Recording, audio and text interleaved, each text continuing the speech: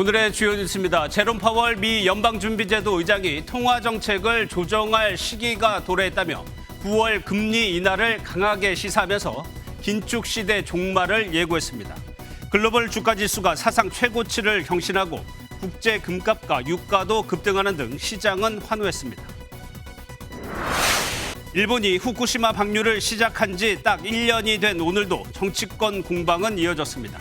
여당은 야당이 또 괴담 공포 선동을 하고 있다고 비판했고, 야당은 일본 대변인 역할을 자처하는 친일 마케팅이라고 맞받았습니다. 미국 대선을 70여일 앞두고 무소속 로버트 케네디 주니어 후보가 선거운동을 중단하고 공화당 도널드 트럼프 후보 지지를 표명했습니다. 전통적인 민주당 가문 출신인 케네디 후보의 트럼프 지지가 대선 판세에 어떤 영향을 미칠지 주목됩니다. 7명의 사망자를 낸 부천 호텔 화재는 객실 내 에어컨에서 누전 등의 전기적 요인으로 시작된 것으로 추정됩니다. 숙박업소 이용객들이 스프링클러가 설치되어 있는지 묻는 문의가 이어지고 있습니다. 여러분 안녕하십니까? 올 하반기 글로벌 경제의 중요한 변수인 미국 금리가 내려갈 것으로 보입니다. 제롬 파월 미 연방준비제도 의장은 때가 됐다고 표현했습니다. 이 강력한 시그널에 미 증시를 비롯해 글로벌 주가 지수가 사상 최고치를 경신했고 금값은 뛰었습니다. 첫 소식은 정설민 기자가 보도합니다. 제롬 파월 미 연방준비제도 의장이 9월 금리 인하를 강하게 시사했습니다. The time has come for policy to adjust. The direction of travel is clear. 인하 속도에 대해서는 경제 상황을 따르겠다며 원론적인 입장을 유지했지만 금리를 0.5%포인트 내리는 빅컷 가능성을 열어놨습니다. 2년 넘게 이어졌던 물가와의 전쟁이 사실상 끝났음을 선언한 것으로 풀이됩니다. My confidence has grown that inflation is on a sustainable path back to 2%. 연준이 다음 달 금리를 내린다면 2020년 3월 이후 4년 6개월 만에 인하 조치입니다. 유럽과 영국의 중앙은행도 동시에 금리 인하 신호를 보내며 긴축 시대 종말을 예고했습니다. 시장은 곧바로 화답했습니다. 테슬라와 엔비디아 등 대형 기술주들의 주가가 급등하면서 뉴욕 증시 3대 지수는 일제히 상승했습니다. 글로벌 주가 지수도 사상 최고치를 경신했고 국제 금값과 유가도 급등했습니다. 주요국 통화에 대한 달러화 가치도 13개월 만에 최저로 떨어졌습니다. 8월 초 전 세계적인 블랙 먼데이를 촉발한 급격한 미 경기 침체 우려도 사라졌습니다. He said in his speech that we do not seek or welcome further cooling in labor market conditions. 다음 주 월요일 전 세계가 파월 의장의 발언에 어떻게 화답할지 관심이 쏠리고 있습니다. MBN 뉴스 정설민입니다. 미국이 금리를 어떻게 하느냐는 우리에게도 영향을 미칩니다. 하나씩 살펴보도록 하겠습니다. 경제부 최은미 기자 나와 있습니다. 어서 오세요. 예, 미국은 일단 다음 달에 금리를 내릴 것 같아요. 그러면 우리도 고민이 될 것 같은데 우리도 곧 내린다고 봐야 됩니까? 네, 분위기는 무르익었다고 볼 수 있습니다. 우리도 이틀 전에 금리 결정이 있었죠. 예. 또다시 기준금리를 동결했지만 이창용 한국은행 총재는 물가 같은 거시경제 환경이 기준금리 인하 요건을 충족하는 쪽으로 움직이고 있다고 말했습니다. 실제로 이날 이 총재를 제외한 금통위원 6명 중에 4명, 그러니까 과반입니다. 예. 3개월 내에 인하 가능성을 열어두자는 의견을 냈다고 해요. 기준금리를 13번 연속 동결하는 동안 한 번도 없었던 일인 만큼 우리도 곧 내릴 가능성이 크다고 봐야겠죠. 예. 그럼 최 기자 시점으로 한번 볼게요. 다음 금통위가 10월이니까 이때 내린다고 봐야 돼요? 네, 일단은 그런 예상이 지배적이긴 한데요. 단정할 수는 없는 상황입니다. 바로 부동산 때문인데요. 올 초부터 부동산 시장이 꿈틀대기 시작하면서 가계부채가 치솟고 있거든요. 그래서 지금 시중은행들은 인위적으로 주택담보대출 금리를 올리고 있을 그렇죠. 정도입니다. 이런 상황에서 한국은행이 기준금리를 인하하는 건 부동산 시장에 기름을 붓는 일이 될 수 있잖아요. 그런 상황은 절대 만들지 않겠다는 게 지금 한은의 입장인데요. 이 총재가 이른바 영끌족에게 보낸 경고 메시지가 있습니다. 직접 들어보시죠. 예전 수준의 0.5% 수준의 금리 수준으로 조만간 내려가서 영끌을 통해서 굉장히 많은 부채를 했을 때 그 부담이 적을 거로 생각한다면 제가 확실히 말씀드릴 수 있는데 지금 현재 금통위원들께서는 한국은행이 과도한 유동성을 공급해서 이 부동산 가격 상승의 심리를 부추기는 그런 정도로 우리가 통화정책을 운영하지 않겠다는 것은 명확하게 하고 계십니다. 네, 따라서 스트레스 DSR 2단계 같은 대책들이 시장에서 자리를 잡으면서 가계부채 증가세가 좀 둔화하는 11월쯤에 금리를 인하하지 않겠느냐는 전망도 나오고 있는 거고요. 일각에서는 미국과 우리의 기준금리 차이가 지금 2%포인트 나거든요. 그렇기 때문에 하느니 시간을 더 끌 수 있다. 즉, 예. 해를 넘길 수 있다는 분석도 있습니다. 예, 그렇게 집값도 주요 변수긴 합니다만 소비 부진, 내수 침체도 심각한 상황인데 이 부분은 어때요? 네, 맞습니다. 사실 금리가 워낙에 높으니까 사람들이 이자를 내느라고 소비를 하지 않아서 내수 시장이 지금 장기간 침체돼 있는 것도 사실이거든요.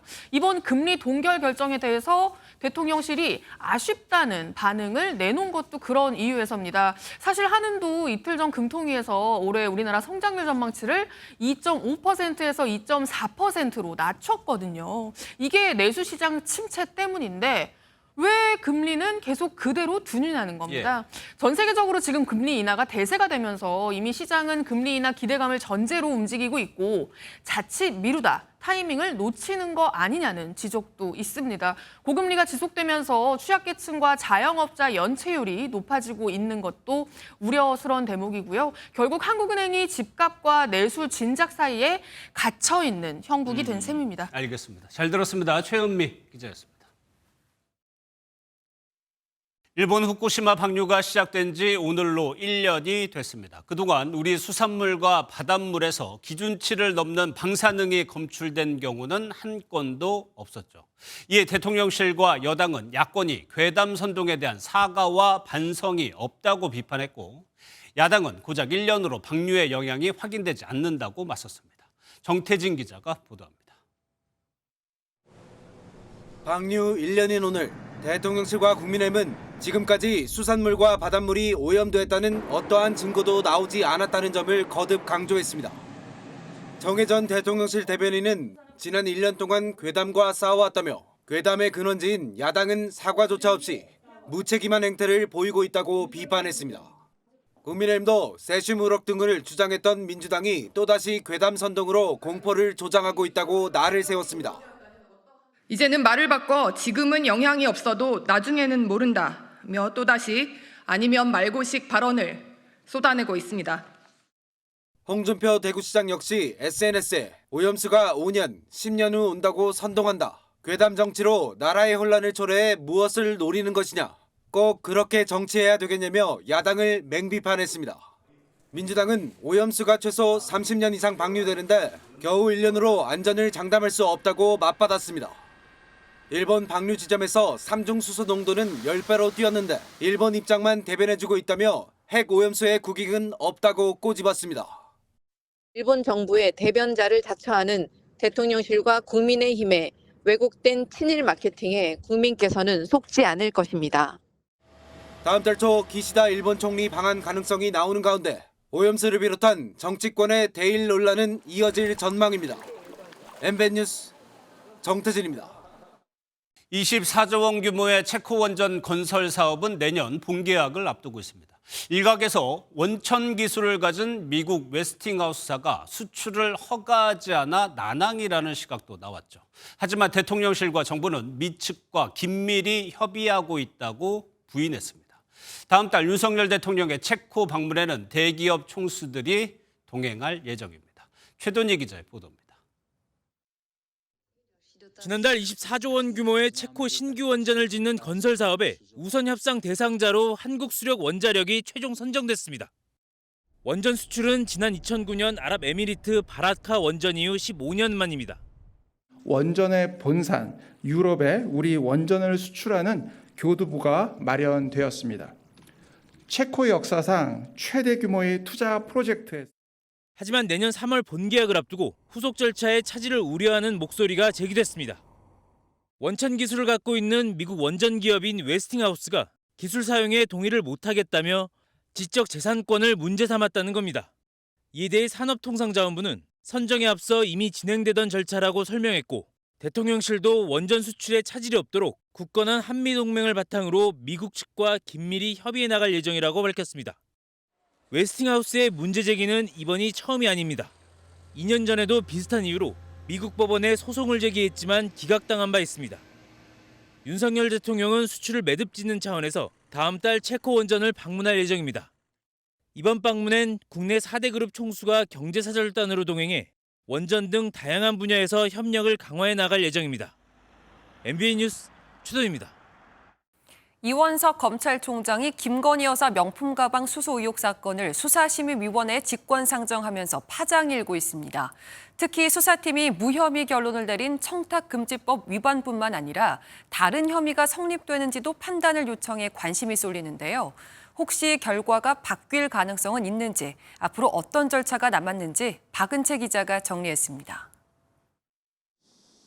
이원석 검찰총장은 검찰수사심의위원회를 소집하며 청탁금지법뿐 아니라 알선수재, 변호사법 위반 등의 혐의에 대한 판단을 구했습니다. 대검은 공정성을 제고하고 더 이상의 논란이 남지 않도록 매듭짓는 게 바람직하다고 이유를 밝혔습니다. 하지만 새로운 혐의를 추가한 의도를 놓고 여러 해석이 나옵니다.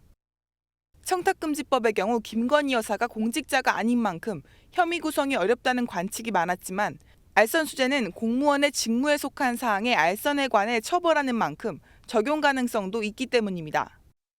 법조계에서는 임기가 3주밖에 남지 않은 이 총장이 검찰총장으로서 명예와 자존심을 내세워 김건희 여사 의혹을 확실하게 매듭짓기 위한 강술한 해석이 지배적입니다.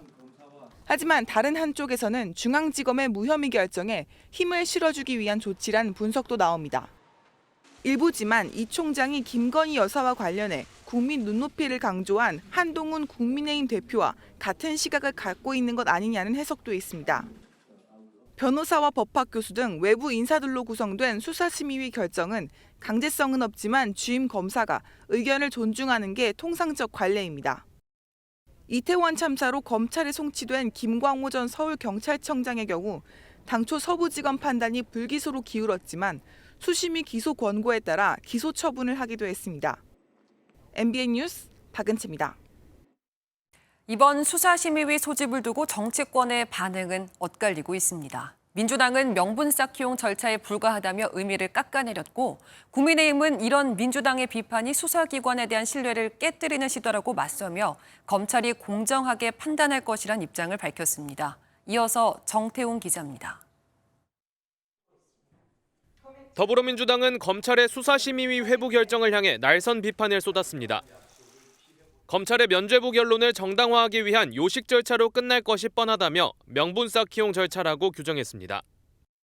수심위 소집에도 김건희 여사와 검찰의 죄가 가려지지 않는다며 특검 열차는 이미 출발했다고도 강조했습니다. 국민의힘은 공식 논평 없이 백브리핑을 통해 민주당의 비판을 비난했습니다. 수심위 회부를 못하는 검찰총장을 비난하더니 정작 회부하자 요식행위라고 입장을 바꿨다는 겁니다. 국민들은 수사기관에 대한 국민의 신뢰를 깨뜨리기 위한 그런 시도일 뿐이고 또 수사기관 흔들기라고 생각하실 것 같습니다. 그러면서 검찰이 적정한 절차에 따라 공정한 판단을 할 것이라고 본다고 밝혔습니다. 당초 수심위 소집 결정에 대해 지켜보겠다는 짧은 반응만 보였던 대통령실은 별도의 추가 입장은 내놓지 않고 있습니다. MBN 뉴스 정태웅입니다. 무소속으로 미 대선에 나섰던 로버트 케네디 주니어 후보가 선거운동을 중단하고 트럼프 전 대통령을 지지한다고 선언했습니다. 최근 조사된 케네디의 지지율은 5%였는데 초박빙 구도에서 대선 판세에 영향을 줄지 주목됩니다. 워싱턴에서 최중락 특파원입니다. 무소속 후보 케네디 주니어가 결국 선거운동 중단을 선언했습니다. 대안으로 트럼프 전 대통령을 선택했습니다. I'm suspending my campaign activities. And now to throw my support to President Trump. 지지 이유로는 국경 문제와 표현의 자유, 전쟁 종식 등에서 뜻을 같이 한다고 밝혔습니다. 그러고선 곧바로 트럼프 선거운동에 합류했습니다. And don't you want a president who's going to get us out of the wars and who's going to rebuild the middle class in this country? 트럼프 전 대통령은 즉각 환영 의사를 표명했습니다. 특히 공동 유세에서 자신을 지지한 것이 이번 대선에서 큰 영향을 미칠 것이라고 강조했습니다. As well as he did, he'd be at 10 and 15 and 16 points sometimes. That's a lot. We're leading now, but I think he's going to have a huge influence on this campaign. 최근 워싱턴 포스트와 ABC 방송 다자 가상 대결 조사에서는 해리스 부통령 47%, 트럼프 전 대통령은 44%, 케네디 후보는 5%를 각각 기록했습니다. 이처럼 해리스와 트럼프의 대결이 초박빙 상황에서 케네디 지지표의 향배가 대선에서 중대 변수가 될지 관심이 쏠리고 있습니다. 워싱턴에서 MBN 뉴스 최중락입니다. 이 케네디의 표심이 어디로 갈진 아직은 알 수 없습니다. 트럼프 전 대통령 기대대로 지지율이 트럼프 쪽으로 고스란히 옮겨갈 수도, 반대로 해리스 유권자 결집 효과를 가져올 수도 있는데요. 분명한 건 신난 트럼프 캠프와 달리 케네디 가족은 분노하고 있다는 겁니다. 이어서 송주영 기자입니다. 무소속 케네디 주니어 후보가 트럼프 공화당 대선 후보 유세장에 등장하자 환호가 터집니다. You want a president that's going to make America healthy again. Thank you all very, very much, and God bless you, and God bless America. 트럼프 전 대통령 지지의 대가로 장관 같은 고위직을 약속받았다는 얘기도 나옵니다. I think that was awesome. A Kennedy that's crossed over from the Democrats to the Republicans. Unity is going to show that we can work together. We can be bipartisan. I think it's going to be a great opportunity for him to help out in his administration. 민주당 계열 정치 명문가인 케네디 주니어의 가족 반응은 싸늘합니다. 당초 대선 출마 자체도 반대했던 것으로 알려졌는데 가족의 가치를 배반했다며 비판 성명까지 발표했습니다. I don't know what Bobby believes because he's been a Democrat, then he's been an independent, now apparently he's a Republican. He's negotiated for a job with both parties at the same time. 민주당 대선 후보 카멀라 해리스 부통령에 대한 변함없는 지지도 강조했습니다. The torch has been passed to a new generation, to a leader who shares my grandfather's energy, vision, and optimism for our future. That leader is Vice President Kamala Harris. 케네디 주니어는 백신 의무화 정책을 나치 독일 전체주의에 빗대는 등 돌출 행동을 해왔습니다. MBN 뉴스 송주영입니다. 부천 호텔 화재 사건은 불이 났을 때 대피하고 구조하고 진화하는 수단들이 뭐 하나 제대로 작동하지 않았습니다. 떨어지면서 두 사람이 사망한 에어매트는 제기능을 하지 못했고 객실에 비치된 왕관기를 사용한 사람도 없었습니다. 불길이 번지는 걸 막는 스프링클러는 아시다시피 없었습니다. 특히 객실에서 타는 냄새가 난다는 사전 징후가 있었음에도 왜 7명이나 사망했을지가 의문입니다. 이 타는 냄새는 객실 안에 있던 에어컨에서 시작된 것으로 보입니다. 객실을 비추던 CCTV를 보면 투숙객은 에어컨이 이상하다고 느껴 프론트로 내려갑니다. 그 사이 연기가 시작됐고 2분도 안 돼 복도 전체가 연기로 뒤덮였습니다. 먼저 강세영 기자가 보도합니다. 810호 투숙객이 방에 들어갔다가 2분 만에 곧바로 다시 나옵니다. 이후 투숙객이 열어둔 문에서 연기가 나기 시작하더니 2분도 채 걸리지 않아 복도 전체가 잿빛 연기로 뒤덮입니다. 투숙객은 에어컨에서 탁탁 소리와 함께 타는 냄새가 나 객실을 바꾸겠다며 프런트로 내려간 것으로 전해졌습니다. 어제 합동감식을 진행한 수사본부는 이 CCTV 화면과 참고인 진술 등을 근거로 에어컨에서 처음 불이 시작된 것으로 보고 있습니다. 에어컨에서 누전이나 합선 등의 전기적 요인이 발생해 불꽃이 튀었고 소파 등의 가구로 옮겨붙어 순식간에 번졌다는 겁니다. 한 분이 들어오셨다가 무슨 타는 냄새가 난다 해서 호실을 바꿔달랐다 이렇게 얘기를 들었습니다. 부검 결과도 나왔는데 5명은 객실 안에서 일산화탄소 중독으로 숨졌고 8층에서 에어매트로 뛰어내린 2명은 추락사 소견이 나왔습니다. 경찰은 수사본부 관할을 경기 남부경찰청으로 옮기고 호텔 관계자들의 안전관리 준수 여부 등을 확인하며 본격 수사에 돌입했습니다. MBN 뉴스 강서영입니다. 숙박업소에는 스프링클러가 설치되어 있는지 문의가 이어지고 있습니다. 가급적 저층으로 예약하겠다는 손님도 부쩍 늘고 있고요. 공동주택에서 발생한 화재 중 스프링클러가 정상 작동된 경우는 15%에 불과했습니다. 이어서 김민수 기자입니다. 스프링클러가 설치된 숙박업소를 찾기 힘들다는 인터넷 게시글입니다. 오래된 건물에 스프링클러가 없는 경우가 많다며 불안감을 호소합니다. 숙박업소 예약은 가급적 저층으로 하는 게 좋다는 의견도 등장했습니다. 2018년 이전에 준공된 소규모 건물은 의무 설치 대상이 아니란 사실이 알려진 뒤부터입니다. 취재진이 2018년 이전에 준공된 숙박업소 가운데 한 곳에 직접 문의해봤습니다. 스프링클러 이런 거는 잘 돼요? 스프링클러는 잘 모르겠고요. 복도가 다 보여요, CCTV로. 네, 그래서 화재 나면은 바로 이렇게 연기 이런 게 다 보이죠. 그리고 어차피 저희는 이거 연기 감지 있어서 그 화재 작동이 다 돼요. 소방청은 전체 공동주택의 35%인 15,000여 곳에 스프링클러가 설치된 것으로 파악하고 있습니다. 더불어민주당 양부남 의원은 이 가운데 화재 시 스프링클러가 정상 작동한 비율은 고작 15%라고 지적했습니다. 이에 대해 소방청은 스프링클러가 작동하지 않는 담뱃불 같은 경미한 화재도 포함돼 있어 정상 작동 비율은 더 높을 것으로 추정했습니다. 소방청은 오는 11월 중순까지 공동주택 불시 점검을 통해 스프링클러 작동 여부를 살펴보겠다고 밝혔습니다. MBN 뉴스 김민수입니다. 술을 마시고 전동 스쿠터를 몰다 적발된 BTS의 멤버 슈가가 경찰에 출석해 3시간가량 조사를 받았습니다.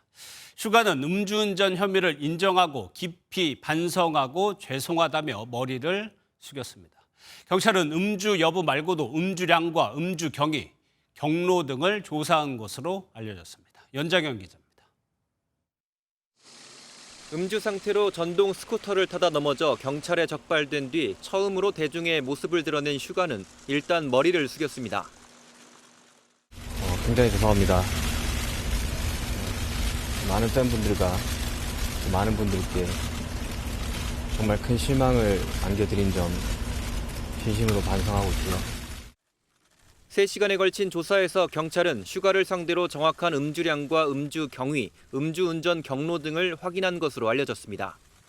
슈가는 음주운전 혐의를 인정했고 조사가 끝나고 귀가할 때도 연신 죄송하다는 말을 반복했습니다. 정말 죄송합니다. 크게 반성하고 후회하고 있습니다. 다만 당시 맥주를 정말 한 잔만 마셨는지, 자신을 향한 탈퇴 여론에 대해서는 어떻게 생각하는지 등의 질문에는 말을 아꼈습니다. 슈가는 지난 6일 밤 11시 15분쯤 서울 한남동 자택 근처에서 술을 마시고 전동 스쿠터를 운전한 혐의를 받고 있습니다.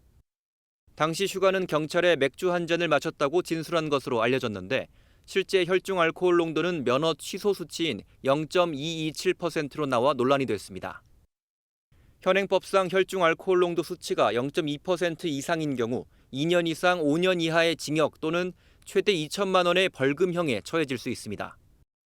경찰은 이번 조사 내용을 토대로 현재 사회복무요원으로 대체 복무 중인 슈가에 대한 처리 방식을 검토한다는 방침입니다.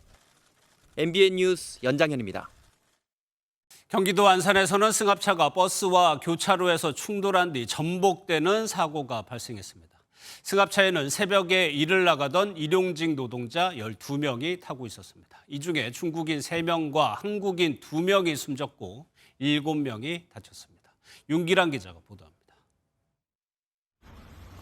도로 한복판에 회색 승합차가 뒤집혀 있습니다. 구조대원들이 차량 안을 살피고 다친 사람을 찾아 응급조치합니다. 오늘 새벽 5시 45분쯤 경기도 안산의 한 사거리에서 교차로로 진입하던 승합차가 다른 방향에서 오던 통근버스와 충돌하고선 전복됐습니다. 그대로 미끄러진 승합차는 신호를 기다리며 정차 중인 다른 승용차까지 들이받고 멈춰섰습니다. 사고가 난 도로입니다. 당시 승합차엔 남성 12명이 타고 있었는데요. 중국인 3명과 한국인 2명이 숨지고 다른 7명도 크고 작은 부상을 당해 병원으로 옮겨졌습니다. 승합차와 부딪힌 승용차에 탄 2명도 다쳤고 버스 승객 중엔 부상자는 나오지 않았습니다. 뒤집힌 승합차는 인력사무소 차량으로 여러 국적의 일용직 노동자들이 타고 있었습니다. 인력사무소에서 이제 출발을 하는 생각 때문에 거기서 일을 받아들인 것 같습니다. 부상자와 목격자를 상대로 신호위반 등 정확한 사고 원인을 조사 중인 경찰은 뒤집힌 승합차가 정원을 초과했는지도 살펴보고 있습니다. MBN 뉴스 윤기란입니다. 빌린 돈을 갚으라며 직장 동료가 사는 아파트에 찾아가 흉기를 휘두른 50대 남성이 붙잡혔습니다. 이 남성은 여기서 그치지 않고 동료의 아내를 납치해 도주했지만 결국 자수했습니다. 한여애 기자가 보도합니다. 경기도 의정부의 한 아파트입니다. 어제 오전 11시 10분쯤 이곳에 사는 40대 남성 A씨가 아파트 엘리베이터에서 흉기 공격을 당했습니다. A씨에게 흉기를 휘두른 건 직장 동료인 50대 남성 B씨였습니다. 피가 많이 묻어 있었다고만 들었고. 흉기에 찔린 A씨는 이곳 지하 주차장에서 쓰러졌는데 이웃 주민에 발견돼 병원으로 이송됐습니다. B씨는 여기서 범행을 멈추지 않고 A씨의 아내를 차에 감금한 뒤 도주했습니다. 그로부터 1시간 뒤 범행 현장에서 약 20km 떨어진 한 저수지에서 112 신고로 자수한 B씨는 출동한 경찰에 검거됐습니다. 복부를 다친 A씨와 납치됐던 아내는 다행히 생명에는 지장이 없는 것으로 전해졌습니다. B씨는 경찰 조사에서 A씨가 수년간 빌려간 돈을 갚지 않아 범행을 저질렀다고 진술한 것으로 알려졌습니다. B씨에 대한 구속영장을 신청한 경찰은 자세한 사건 경위를 조사할 방침입니다. MBN 뉴스 한여입니다. 만리장성에서 배달 음식 시켜 먹기. 여기서 만리장성은 중국 음식점 이름이 아닙니다. 만리장성처럼 접근이 어려운 곳에 있어도 드론을 통해 필요한 것을 배달받을 수 있는 서비스를 비롯해 일명 저고도 경제가 중국에서 주목받고 있습니다. 베이징에서 윤석정 특파원입니다. 만리장성을 걷다 갑자기 출출해진 관광객. 휴대전화를 꺼내 음식을 주문합니다. 그러자 불과 5분 만에 드론이 주문한 음식을 싣고 만리장성 위로 날아왔습니다. 중국 음식 배달업체 메이트환이 이번 달부터 시작한 만리장성 음식 의약품 배달 서비스입니다.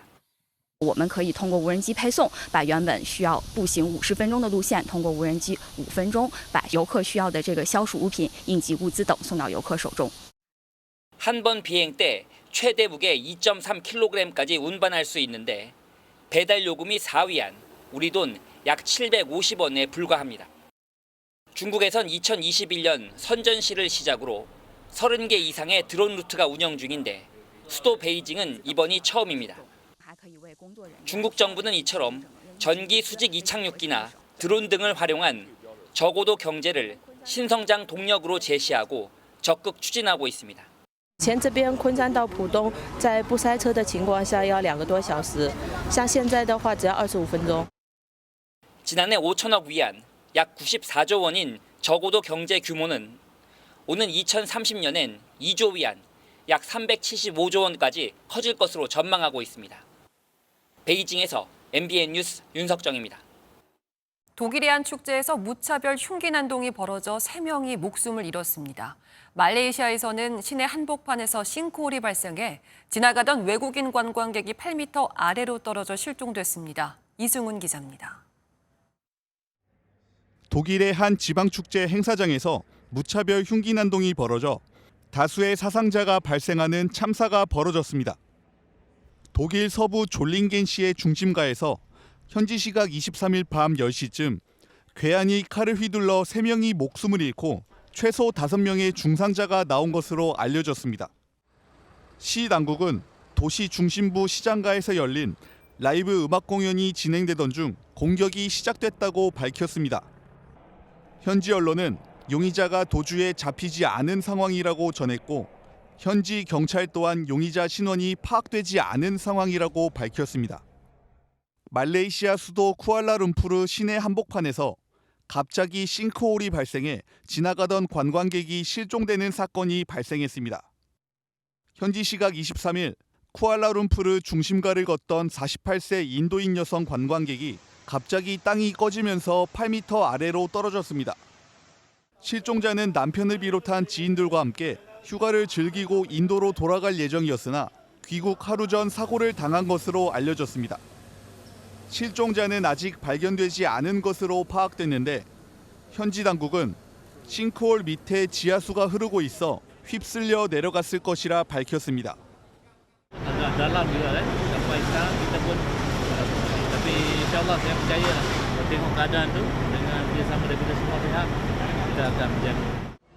현지 경찰은 수색 도중 수도관을 건드릴 경우 또 다른 피해가 생길까 수색 계획을 면밀히 세우고 있다고 밝혔습니다.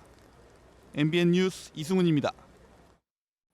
달력을 넘기기까지 일주일밖에 남지 않았는데 날씨는 아직 9월을 맞을 준비가 되지 않은 것 같습니다. 해수욕장도 마찬가지인데요. 계속 피서객들이 몰리다 보니 폐장을 미룬 곳도 있고 폐장했지만 피서객이 몰려 문제인 곳도 있습니다. 박상호 기자입니다. 튜브를 타고 넘실대는 파도를 즐깁니다. 시원한 바다에서 물놀이하며 잠시라도 더위를 씻어냅니다. 이곳 부산 해운대 해수욕장은 폐장을 일주일 앞두고 있지만 여전히 성수기 못지않은 분위기입니다. 오히려 지금이 좀 더 더운 것 같아요. 8월 초에 비해서. 네. 원래 이쯤 되면 좀 선선해져야 됐던 것 같은데 좀. 피서철 막바지까지 폭염이 이어지면서 아예 폐장을 연기한 해수욕장이 속출하고 있습니다. 이미 문을 닫은 제주와 경북 일부 해수욕장은 폐장 이후에도 피서객이 몰려 안전요원을 철수하지 못하고 있습니다. 폐장 이후에도 요즘 해수욕장을 찾는 분들이 많기 때문에 안전사고 예방을 위해서 추석 전까지는 안전요원을 그대로 배치하기로. 절기상 처서가 지났지만 폭염의 기세는 꺾일 기미가 보이지 않습니다. 무더위가 밤낮을 가리지 않으면서 서울은 올해 열대야 일수가 37일로 역대 가장 더웠던 1994년 기록을 갈아치웠습니다. 제주에도 41연속 열대야가 이어지고 있습니다. 오늘 밤 전국 대부분 지역에 소나기가 내려 일시적으로 기온은 내려가겠지만 비가 그치면 다음 주에도 폭염과 열대야가 지속할 전망입니다. MBN 뉴스 박상호입니다. 더위만큼 무서운 전기요금 고지서. 이럴 때 땅을 파면 돈은 안 나와도 땅속엔 돈이 될 수 있는 좋은 에너지원 지하수가 있습니다. 지하수를 냉방에 활용하면 비용 절감 효과가 크지만 잘 알려지지 않아서 많은 양의 지하수가 그냥 버려지고 있습니다. 강세현 기자입니다. 무더위 속 주민들이 마을회관에 모였습니다. 시원한 에어컨 바람 아래에서 오순도순 모여 수박을 먹으며 더위를 식힙니다. 24시간 틀어놓으니까 시원해요. 저녁에 잘 사람도 자도 되고 그렇게 해서 편안하게 이렇게 지내요. 비용 걱정 없이 에어컨을 틀 수 있는 건 지하수 덕분입니다. 마을회관 아래 지하수는 1년 내내 15도 정도로 유지됩니다. 여름엔 기온보다 온도가 낮은 물을 이용해 에어컨을 돌리고 겨울엔 기온보다 따뜻한 물로 효율적으로 난방을 합니다. 1년 냉난방비는 180여만 원, 다른 에너지를 썼을 때보다 73%나 비용을 아꼈습니다. 마을회관을 신축하면서 에너지 효율성이 높다 그래서 설치하게 되었습니다. 한여름에 에어컨을 풀로 돌려도 한 13만 원, 14만 원 정도 나올 겁니다. 주택부터 대형 빌딩까지 냉난방이 가능한데 한반도 곳곳에 지하수가 있어 쉽게 접근할 수 있는 자원입니다. 물길이 있는 곳은 다 설치할 수 있습니다. 지금까지는 이제 용도를 물의 용수의 기능으로만 썼지만 냉방과 난방, 보일러가 될 수 있다라는 그런. 하지만 아직 많은 지하수가 활용되지 못하고 사라지고 있습니다. 지금 하천으로 쏟아지고 있는 물은 지하철역을 사용하며 나오는 유출 지하수입니다. 에너지로 활용할 수 있지만 보시는 것처럼 제대로 쓰이지 못하고 있습니다. 심지어 하수도로 흘러가 처리 비용만 늘어나기도 합니다. 에너지로 재활용하게 되면 환경을 갖다 오염되는 걸 사전에 예방할 수 있는 굉장히 좋은 부분도 있고 국민들이 잘 모르기 때문에 정부가 교육이나 홍보 이런 것도 좀 해주시는 게. 극한 기후로 전력 소비가 늘어나고 있는 가운데 친환경 에너지 활용에 대한 고민이 필요해 보입니다. MBN 뉴스 강세현입니다. 물놀이를 다녀온 뒤 아이가 열이 나고 구토를 한다면 단순 감기가 아닐 수 있습니다. 물을 통해 전파될 수 있는 뇌수막염을 의심해봐야 하는데요. 신용수 기자입니다. 더운 날씨에 물놀이를 다녀온 뒤 감기 증상으로 병원을 찾는 어린이들이 늘고 있습니다. 물놀이를 3일 동안 다녀왔는데 그 후부터 기침이 심하고 약을 먹여도 떨어지지 않아가지고 열도. 하지만 감기 증상과 함께 아이가 계속 구토를 하고 목도 잘 못 가눈다면 뇌수막염도 의심할 필요가 있습니다. 뇌수막염은 뇌를 감싸는 수막이 세균이나 바이러스의 공격을 받아 생깁니다. 극심한 두통과 반복적인 구토, 메스꺼움을 동반하며 턱을 못 숙일 정도로 목 근육이 굳기도 합니다. 특히 바이러스성 뇌수막염은 코나 입, 귀에 물이 들어가면서 감염될 수 있습니다. 물을 통해서도 전파될 수 있고 주로 엔테로바이러스라고 하는 바이러스 감염에 의해서 전파되는 수가 많습니다. 만약 증상이 심하다면 세균성 뇌수막염도 확인해야 합니다. 특히 수막구균의 경우 영구적 후유증 위험도 크고 최근 많은 환자가 발생하고 있어 주의가 필요합니다. 폐혈증 양상으로도 진행이 될 수가 있어서 의식 수준이 얼마만큼 떨어지는지 그리고 쇼크가 동반이 됐는지 뇌압이 얼마만큼 상승이 됐는지 부분들에 따라서 뇌에 상당한 데미지를 받게 됩니다. 보건당국은 후유증 위험이 큰 수막구균에 대한 백신을 지난해 말부터 국가 예방접종에 추가했습니다. MBN 뉴스 신용수입니다. 기록적인 폭염입니다. 서울은 올여름 들어서 37일째 열대야가 나타나면서 기상 관측이 시작한 1907년 이후 118년 만에 사상 최다 열대야 기록을 경신했는데요. 휴일인 내일도 덥고 습한 날씨는 계속되겠습니다.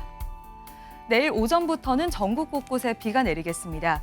경기 동부와 강원 내륙과 산지에 5에서 30mm, 남부지방을 중심으로 최대 40mm가 내리겠고 서울에도 5에서 10mm의 비가 예상됩니다. 내일 전국에 가끔 구름이 많겠습니다. 아침까지 내륙을 중심으로는 매우 짙은 안개가 낄 텐데요. 교통안전에 주의하셔야겠습니다. 내일 서울 아침 최저 기온은 26도로 열대야가 예상됩니다.